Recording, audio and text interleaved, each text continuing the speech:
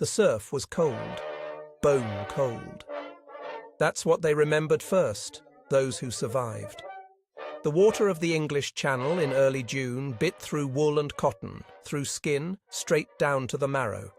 They'd spent hours in those Higgins boats, packed shoulder to shoulder, diesel fumes mixing with salt spray and vomit. Most of the men were seasick before they ever saw the beach. The boats pitched and rolled in swells that seemed designed to drain every ounce of courage from a man's body. They couldn't see much from inside those steel boxes, just grey sky, grey water, and the backs of the men in front of them. The Navy coxswains kept the boats pointed toward shore, engines roaring, while behind them the largest invasion fleet ever assembled spread across the horizon like a steel forest. Battleships and cruisers fired over their heads, the shells making sounds like freight trains tearing through the sky. They were supposed to feel reassured by that naval bombardment. Someone told them the big guns would soften up the defences, blast the German positions into rubble before the first man set foot on sand. But the veterans, the ones who'd seen combat in North Africa or Sicily, they knew better. They kept quiet and checked their weapons for the 10th time. The ramp was going to drop soon. Everyone knew it. You could feel it in your gut, that moment approaching. Some men prayed, others just stared at nothing. A few tried to crack jokes, but the laughter came out hollow. 19-year-old farm boys from Iowa stood next to dock workers from Brooklyn, college kids from California beside coal miners from Pennsylvania. Most had never fired a shot in anger. Now they were about to wade into machine gun fire. The platoon sergeants, men with hard eyes and steady voices, moved among them as best they could in the crowded space. Check your rifle. Keep your head down. Move fast when that ramp drops. Don't stop. Whatever you do, don't stop moving. The advice was simple because there wasn't much else to say. They were going into hell and everyone knew it. Then the coxswain shouted something that got lost in the engine noise, and the ramp dropped. Water and bullets came in together. That's what dozens of them would say later. The ramp hit the water, and immediately the air filled with that distinctive sound, like ripping canvas, but faster, louder. Machine gun fire. The German MG-42 earned its nickname honestly. Hitler's buzzsaw. 1,200 rounds per minute. The rate of fire was so high it didn't sound like individual shots, but like one continuous roar, a mechanical scream that shredded everything in front of it. Men at the front of the boat went down before they could step off. They fell forward into the water or backward into the men behind them. Blood spread across the steel deck, mixing with seawater. Those in back pushed forward because there was nowhere else to go. The only way out was through that ramp, into the water, into the fire. The water was deeper than expected, much deeper. Some men stepped off into 4 feet of water, others into 6. The heavily loaded infantry went under immediately. Rifles, ammunition, grenades, rations, entrenching tools, everything they carried dragged them down. 60 pounds of equipment per man, and it all wanted to pull them to the bottom. Some managed to shed their packs and claw their way to the surface. Others didn't. They drowned in 12 feet of water just yards from the beach, weighed down by the very supplies meant to keep them alive. Those who made it to the surface found themselves in a nightmare. The water around them erupted with impacts. Bullets hitting water make a distinctive snap, and there were thousands of them, endless streams of lead churning the surf into foam. Men thrashed toward the beach, trying to run through water that sucked at their legs.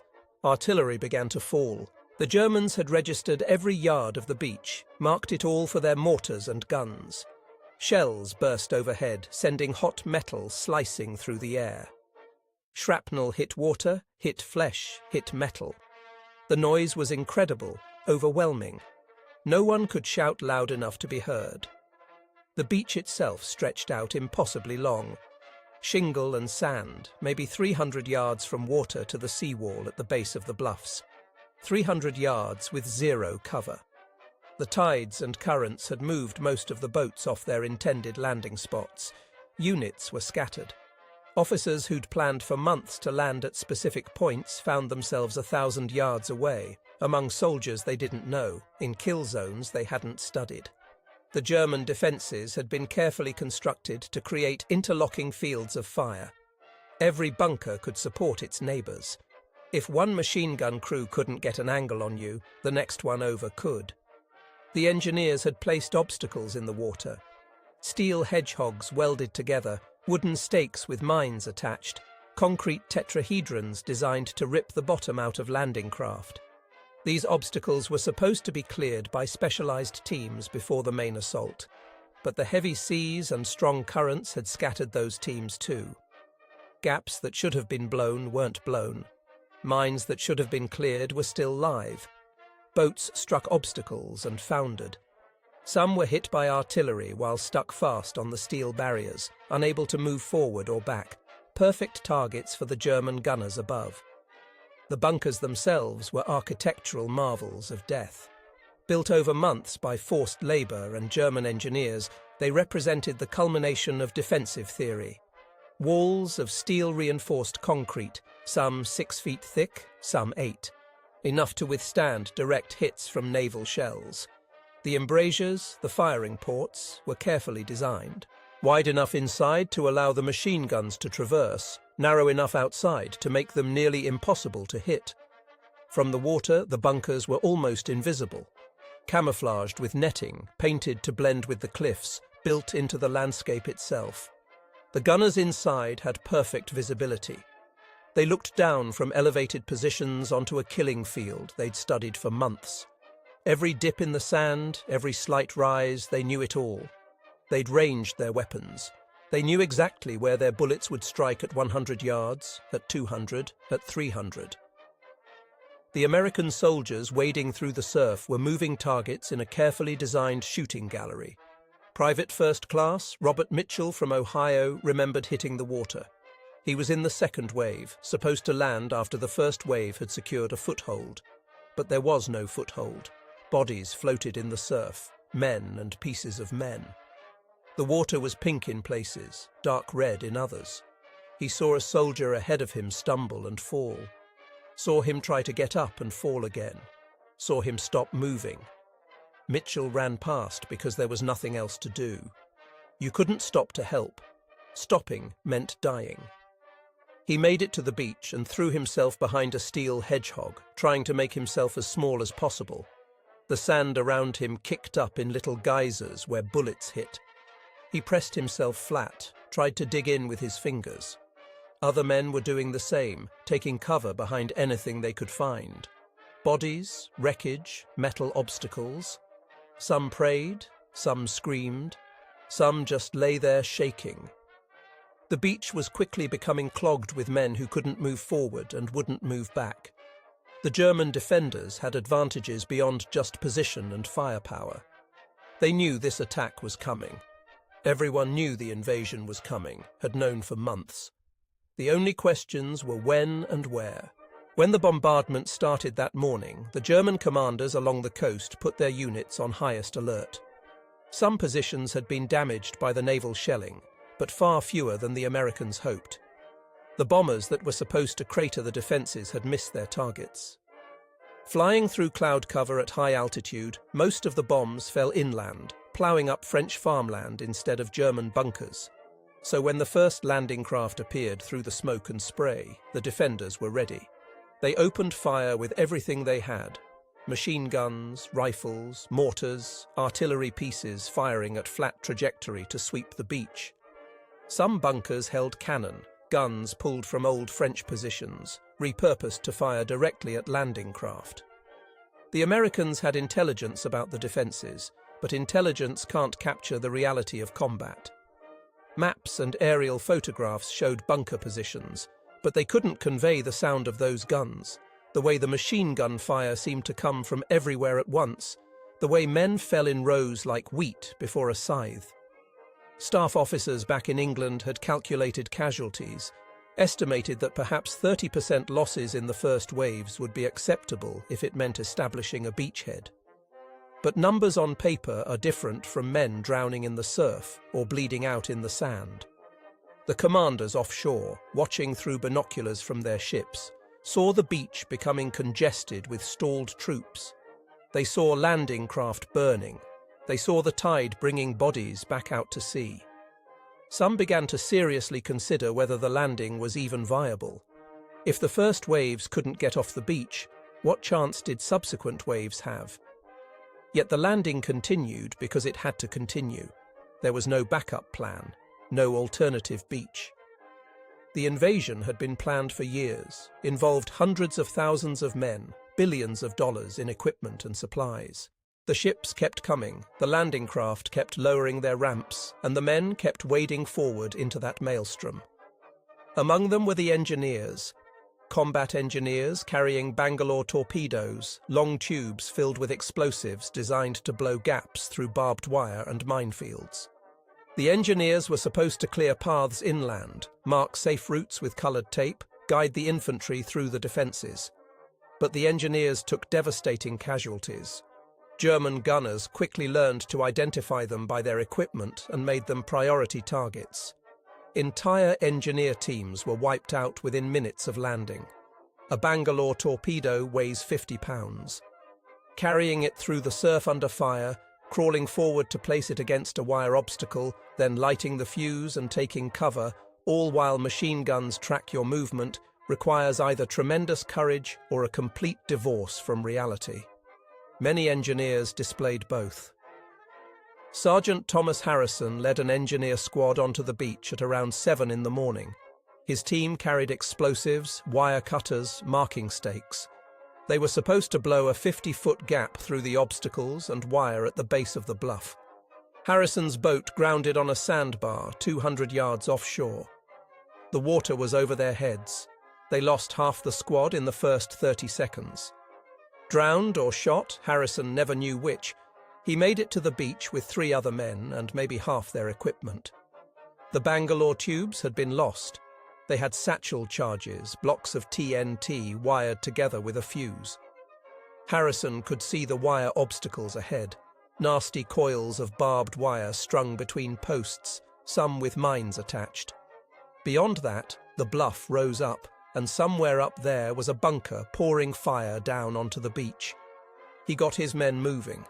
They crawled forward on their bellies, pushing the satchel charges ahead of them. Bullets cracked overhead, smacked into the sand beside them. One of his men, a kid named Peterson from Minnesota, took a round through the shoulder. He kept crawling. They reached the wire and Harrison started setting charges. His hand shook so badly he could barely work the fuse lighter. He got it lit, yelled for everyone to take cover, and the charge went off with a flat crack that he felt in his chest. The wire blew apart. A gap maybe 20 feet wide opened up. Harrison marked it with coloured tape, then looked back at the beach. He could see infantry pinned down everywhere, but none of them were moving toward his gap. They couldn't see it, or couldn't move, or were already dead. Peterson had gone pale from blood loss. Harrison dragged him back toward the water's edge, where medics were trying to work. Then he went back for more explosives. That's what the engineers did. They went back again and again until they were hit or until the gaps were blown. The tanks were supposed to change everything.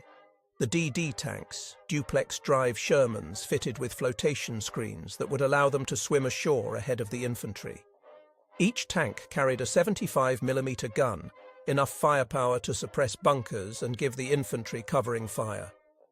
But the tank plan fell apart almost immediately. The seas were too rough.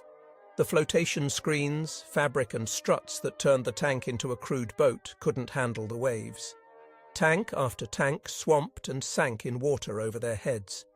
Crews scrambled out and tried to swim. Many drowned, weighed down by their gear.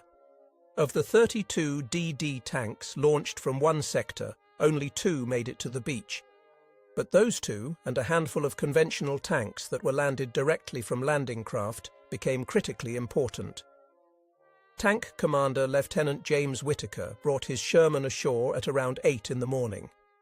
His tank was conventional, not amphibious, landed directly from an LCT that grounded as close to the beach as the Navy could manage. The ramp dropped and Whitaker gunned the engine, driving into 4 feet of water. The tank churned forward, water streaming from the hull, and ground up onto the sand. Through his periscopes, Whitaker could see a nightmare. Dead and wounded everywhere. Burning vehicles, landing craft hung up on obstacles, and the machine guns firing constantly from the bluffs above. He identified a bunker maybe 300 yards ahead, built into the cliff face. He could see muzzle flashes from its embrasure. That bunker was killing Americans by the dozen. Whitaker ordered his gunner to load high explosive and target that bunker. They fired. The shell impacted somewhere near the bunker, sending up a geyser of dirt and rock. They reloaded, adjusted, fired again. This time the shell went through the embrasure. The machine gun went silent. Whitaker felt a surge of fierce satisfaction. One down. How many more to go? He started his tank moving forward, looking for the next target. But tanks on an open beach are vulnerable.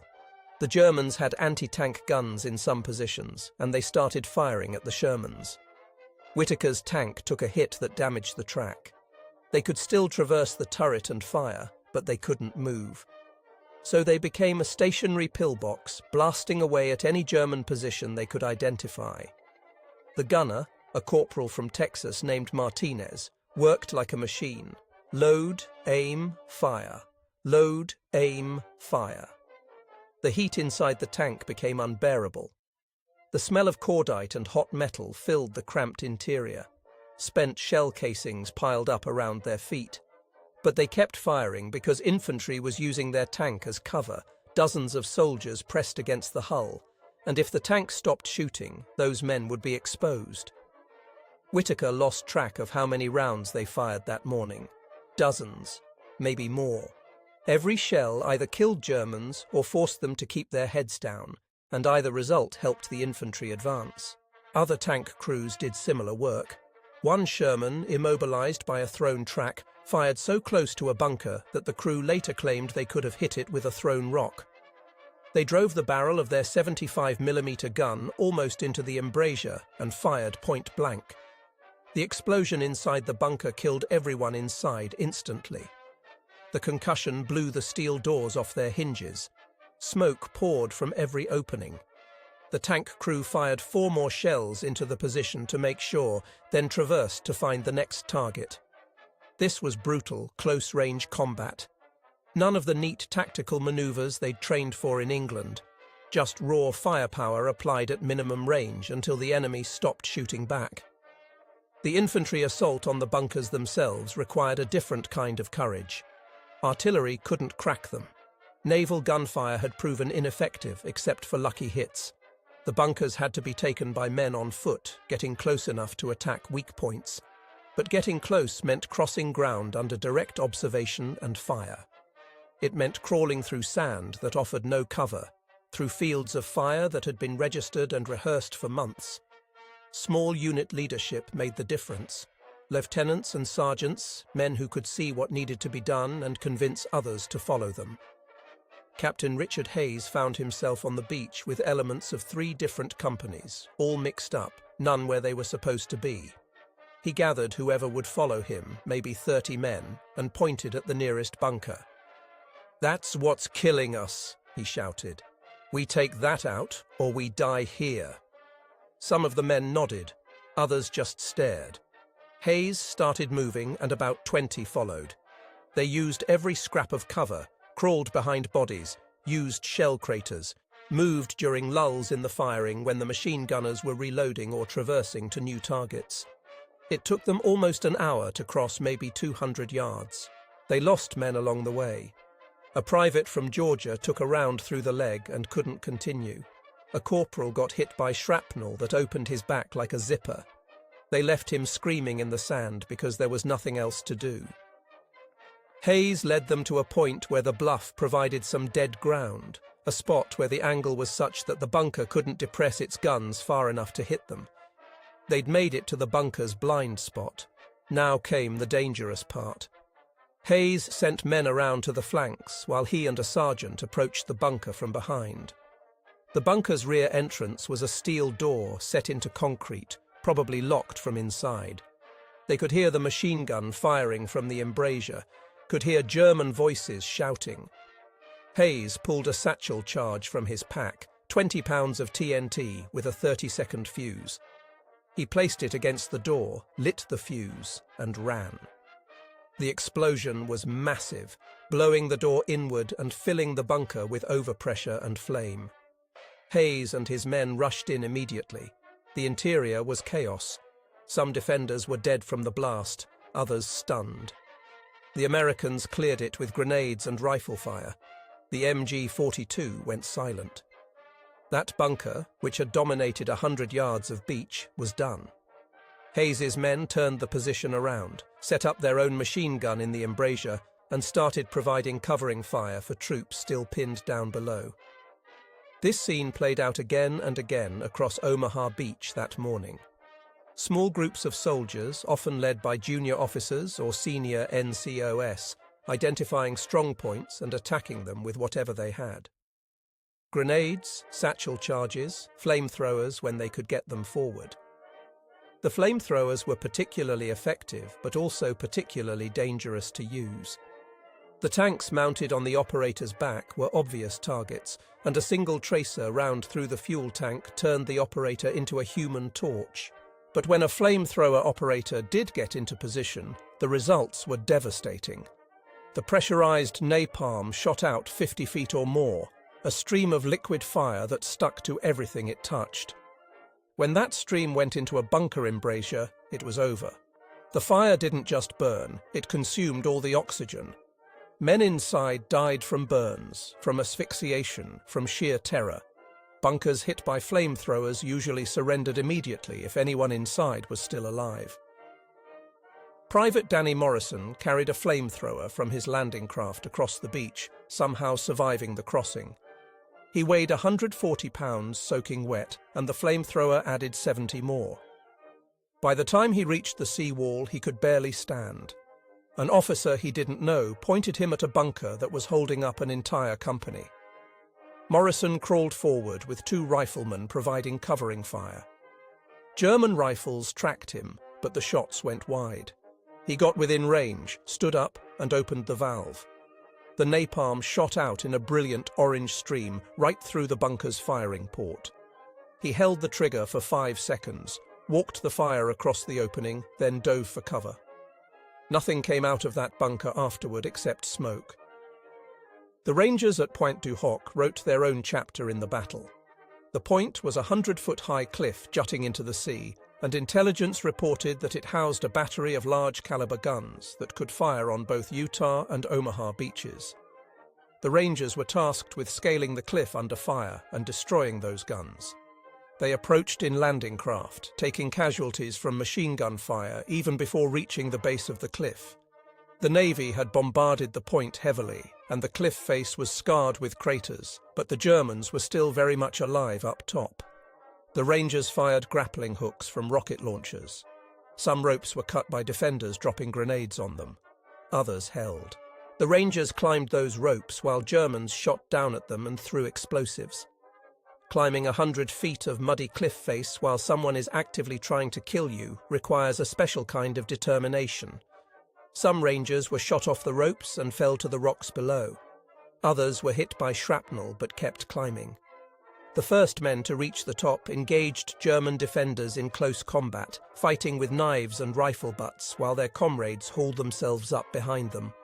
Lieutenant Earl Jacobson made it to the top with blood running down his face from a scalp wound. He could barely see through the blood, but he kept moving, clearing German positions with grenades. Other Rangers joined him. Within minutes they'd secured the cliff top, or enough of it to hold. Then came the disappointing discovery. The big guns weren't there. The positions were empty, the guns moved elsewhere. But the Rangers adapted. They pushed inland, found the guns in a camouflaged position a half-mile away, and destroyed them with thermite grenades. Then they dug in and held their position against German counterattacks for 2 days, isolated and low on ammunition, until finally relieved. Their casualties were horrific, over 50%, but they'd accomplished their mission. And just as importantly, they'd flanked the Omaha Beach defenses from the west, creating pressure that helped break the stalemate. Naval gunfire support became increasingly important as the morning progressed. The initial bombardment had been too brief and too scattered to do much damage, but as the day wore on, destroyers moved in closer to provide direct fire support. This was dangerous work. The waters off Omaha were shallow and filled with obstacles. Running aground meant becoming a stationary target for German artillery. But the destroyer captains made the decision to risk it. USS Satterlee, USS McCook, USS Carmick, they all came in close, so close that their crews could see individual soldiers on the beach. The destroyer's 5-inch guns weren't designed for shore bombardment, but they could fire rapidly and accurately at visible targets. Fire control officers on the bridges used binoculars to spot bunkers, then directed their gun crews. The shells screamed over the beach, impacting directly on German positions. A 5-inch high explosive shell won't necessarily penetrate 6 feet of concrete, but the repeated concussions stunned the defenders, damaged equipment, and created enough havoc to give the infantry openings. Commander William Marshall commanded a destroyer that came within 800 yards of the beach. He could see tracers going both ways, could see American tanks burning, could see infantry pinned down. His gunnery officer identified a bunker that was firing directly at troops trying to cross the beach. Marshall ordered all guns to concentrate on that position. His ship carried 5-inch guns in single and twin mounts. They opened fire together, and the bunker disappeared in a cloud of smoke and debris. When the smoke cleared, the bunker was still there, but it wasn't firing anymore. Maybe the crew was dead, maybe just stunned, maybe the guns were damaged. It didn't matter. The bunker was silent, and that was enough. Marshall walked his fire along the bluffs, hitting every position his spotters could identify. His ship fired over 300 rounds that morning, more than her entire peacetime allowance for a year. The barrels got so hot they glowed, but the fire support made a difference. Infantry on the beach later said the destroyers saved them, that without that naval gunfire they would never have gotten off the beach alive. By late morning, the situation began to shift. The accumulation of small victories, bunkers knocked out one at a time, gaps blown through the wire, paths marked through the minefields, it all added up. The German defenders were tough and well-trained, but they were also isolated. The bunkers were connected by trenches and tunnels in some places, but in others they were independent strongpoints. Once Americans got behind one bunker, the defenders couldn't easily reinforce it or retake it. The German command structure was slow to respond. Communications were disrupted by the bombardment. Officers were killed. Units were out of position. The defenders fought hard, but they fought without coordination. As each bunker fell, the Americans gained a foothold that allowed them to attack the next position with better cover and support. The bluffs themselves became a battleground. Steep paths and gullies led up from the beach, and these became natural avenues of advance once the bunkers covering them were suppressed. Infantry scrambled up muddy slopes, using their hands and feet, pulling themselves up by grabbing at grass and roots. German defenders in trenches at the top tried to hold them back with grenades and rifle fire. But the Americans kept coming. Every time a German position ran out of ammunition or took too many casualties, Americans flowed through. By noon, elements of several different units had reached the top of the bluffs and were pushing inland. They were disorganized, units mixed together, operating without clear chain of command. But they were moving forward, and that was what mattered. Corporal Mike Delaney from Boston found himself at the top of the bluff with maybe a dozen other soldiers, none of whom he knew. They'd lost their officers somewhere on the beach. They could see German positions ahead, trenches and foxholes. They could also see German soldiers retreating, pulling back from the beach defences to secondary positions inland. Delaney took charge simply because nobody else did. He organised the men into a rough skirmish line, and they moved forward, clearing trenches with grenades. They found ammunition stockpiles and blew them up. They found a communication trench leading to a bunker and followed it, attacking from behind. The bunker garrison surrendered, hands up, shouting, "Kamerad!" Delaney and his ad hoc squad secured the prisoners and kept moving. This was happening all along the bluffs. Small groups of Americans, leaderless but not directionless, pushing forward and exploiting every success. The German defenders were running out of options. Ammunition supplies were limited. Many positions had fired thousands of rounds during the morning and were running low. The Americans controlled the sea, so no resupply was coming. The Luftwaffe was nowhere to be seen, the skies dominated by Allied fighters. German units inland that might have counterattacked were held in reserve by higher command, waiting for orders that came too late or didn't come at all. The Atlantic Wall was predicated on stopping the invasion at the waterline. If the enemy got past the beach defences, there was no deep defensive network to fall back to. The bunkers were designed to face the sea, not to defend against attacks from behind. Once Americans got inland, the defensive system collapsed. By mid-afternoon, the character of the battle had changed completely. What had been a desperate struggle for survival on the beach became a series of aggressive pushes inland. Engineers brought bulldozers ashore to clear obstacles and create paths for vehicles. More tanks landed and moved up the bluffs. Artillery batteries came ashore and set up positions to provide fire support. Medical teams established aid stations behind the seawall, trying to save the hundreds of wounded still lying on the beach. The tide was coming in, bringing with it more bodies and more wreckage. The beach was littered with destroyed equipment, burned vehicles, discarded weapons, and the detritus of battle. But troops were moving inland steadily now, expanding the beachhead, securing objectives that had seemed impossible to reach just hours earlier. The cost was staggering. Over 2,000 American casualties on Omaha Beach alone on June 6th. Killed, wounded, missing, drowned. Entire units had been decimated. Some rifle companies that landed with over 200 men could muster only 50 by the end of the day. The engineer battalions had taken catastrophic losses, some suffering 70 or 80% casualties. Medics had been overwhelmed, working frantically to triage and treat wounds under fire. Men bled out waiting for treatment. Others died of wounds that might have been survivable if they'd received care sooner. The human cost of breaking through those defences was almost unbearable. German casualties were significant too, though exact numbers were never firmly established. Many defenders died in their bunkers, killed by explosives or flames, or simply buried when positions collapsed under bombardment. Others were captured, wounded, dazed. Some managed to withdraw to secondary positions inland. The German units that held Omaha Beach fought hard, but they were ultimately overwhelmed by numbers, firepower, and determination. The defenders had believed their positions were impregnable. They'd been told the Atlantic Wall was the strongest defensive system ever built. They'd been assured that any invasion would be thrown back into the sea, and for a few hours that morning it looked like they might be right. The beach was choked with American dead and wounded. Landing craft burned in the surf. Vehicles were destroyed before they could move off the beach. But the Americans kept coming, wave after wave. Eventually, the sheer weight of men and material proved too much. By evening, the situation was secure enough that senior officers came ashore to assess. They found a scene of devastation.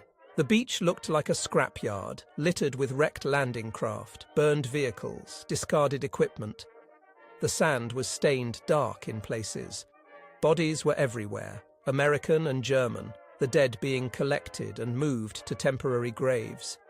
The wounded were being evacuated back to ships for treatment. Engineers were still working, clearing mines, improving roads, preparing the beach to handle the massive logistical effort that would be needed to sustain the invasion. The bunkers stood empty now, their guns silent, many of them scarred by explosives and fire. The concrete walls that were supposed to be impenetrable had held against most shells, but they couldn't hold against determined men attacking from multiple angles with close-range explosives.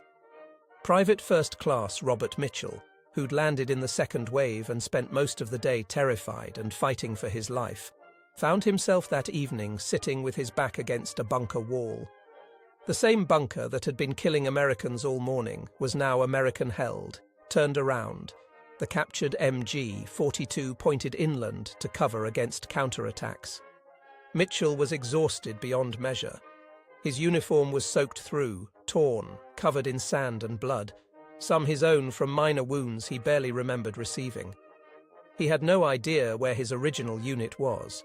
He'd fought alongside strangers all day, following whoever was leading at any given moment, shooting at Germans when he could see them, taking cover when the fire got too hot. Now, in the relative quiet of evening, with the sun setting over the ocean behind him, he tried to process what he'd been through. It didn't seem real. The beach, the bodies, the machine guns, the explosions. It felt like something he'd watched happen to someone else. But his hands shook when he tried to light a cigarette. His ears rang from the constant noise. And when he closed his eyes, he saw the faces of men who'd been alive that morning and were dead now. The infantry that pushed inland during the afternoon and evening established a beachhead roughly a mile deep.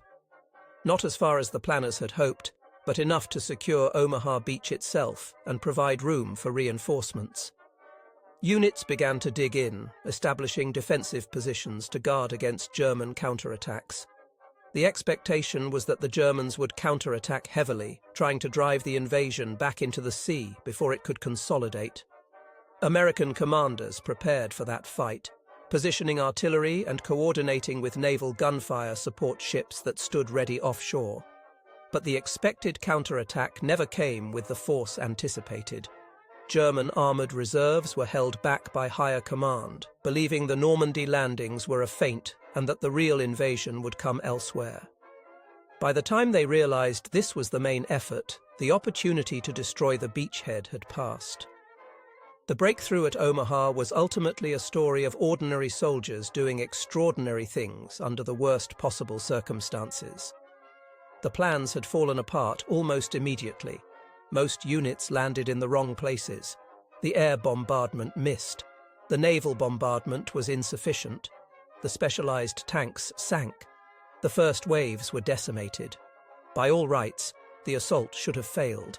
Staff officers studying the battle later marveled that it succeeded at all. But it succeeded because individuals made it succeed. Engineers who crawled forward through machine gun fire to blow gaps in the wire.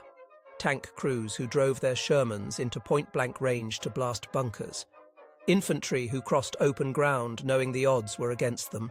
Officers and NCOS who led by example, who took charge when the situation was chaotic, who found a way forward when there seemed to be none. The Atlantic Wall, that massive defensive system stretching over 2,000 miles, had been designed to make Europe fortress-proof. Billions had been spent on it. Millions of tons of concrete poured. Thousands of bunkers built. The architects of that system believed they'd created something that couldn't be breached by conventional assault. And in a sense, they were right. Conventional assault, straight-ahead charges, artillery bombardment, none of that broke the wall. What broke it was improvisation and aggression. Engineers finding blind spots in the defences. Infantry attacking from unexpected angles. Tanks becoming mobile pillboxes. Destroyers risking themselves in shallow water to provide fire support. Small unit leaders making tactical decisions on the fly. The wall was breached not by following the plan, because the plan didn't work, but by thousands of individual decisions made under fire. The German defenders, for their part, fought as well as could be expected. They were brave men in strong positions doing their duty, but they were also caught in an impossible situation. They couldn't retreat without orders. They couldn't be reinforced effectively. Their command structure was fractured and slow to respond. Once the Americans got past the beach defences and started attacking bunkers from behind, the defenders were doomed. Some positions held out longer than others. Some bunkers fought to the last man. Others surrendered once they were outflanked and surrounded. The outcome was the same. By nightfall, the Atlantic Wall at Omaha Beach was broken, its bunkers empty or captured, its guns silent. The human dimension of the battle is impossible to fully capture. Each casualty was an individual with a story, a family, a life that was cut short. The medics who worked that day saw things no human should have to see. Men with limbs torn off, guts spilling out, faces burned beyond recognition. They did what they could with limited supplies under fire. Some wounded men they saved, others they couldn't. The medics made triage decisions constantly, deciding who might live if treated and who was too far gone. Those decisions haunted many of them for the rest of their lives. The soldiers who survived carried their own burdens. Survivors' guilt, post-traumatic stress, nightmares that wouldn't stop. Many of them never talked about what they experienced that day. They came home, tried to resume normal lives, and kept the memories locked away. Others talked about it constantly, unable to process the trauma any other way. June 6, 1944 was the longest day of their lives. For many, it was their last day. The beach at Omaha became a graveyard, though later the bodies were moved to proper cemeteries, neat rows of white crosses overlooking the sea. The French people who lived in the villages near Omaha Beach emerged from their homes after the battle to find their coastline transformed into a battlefield. They helped bury the dead, treated wounded, provided what aid they could. To them, the Americans were liberators, the first step toward freeing their country from occupation. The cost of that liberation, measured in American lives, was clear on the beach that evening. The tactical lessons of Omaha would be studied for decades. What went wrong? What went right? How close the assault came to complete failure. Military analysts would pass every decision, every action. But the soldiers who fought there didn't think in terms of tactics or strategy. They thought in terms of survival, of getting through the next minute, the next hour. They fought because stopping meant dying. They advanced because there was nowhere else to go. They took bunkers because those bunkers were killing their friends. It was personal and immediate and terrifying. No amount of training could fully prepare someone for that experience.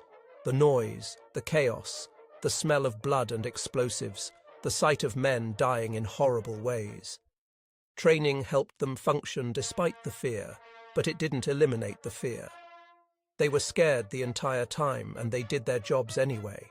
The veterans of Omaha Beach would carry their experience for the rest of their lives. Decades later, old men would remember the cold water, the machine gun fire,